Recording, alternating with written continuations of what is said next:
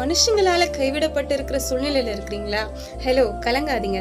நம்ம ஆண்டவராக இயேசு கிறிஸ்து மனிதனாக இந்த பூமியில வாழ்ந்து கொண்டிருந்த நாட்கள்ல அவருடைய சொந்த சகோதரர்களாலே கைவிடப்பட்டிருக்கிறாரு.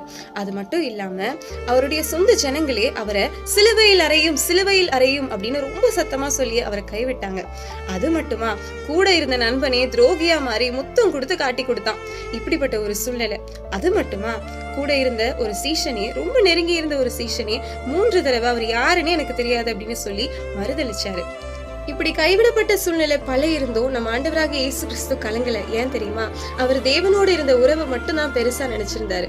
நம்முடைய வாழ்க்கையில எப்படி இருக்கிறோம்? ஹலோ, மனுஷங்க கைவிட்டுட்டாங்க அப்படின்னு நினைக்காதீங்க. மனுஷன் இப்போ இல்ல, எப்போ வேணா மாறுவான். ஆனா நம்ம ஆண்டவராக இயேசு கிறிஸ்து நேற்றும் இன்றும் என்றும் மாறாதவரா இருக்கிறாரு. அந்த சிலுவையின் அன்பை மாத்திரம் நம்புங்க. பாய்.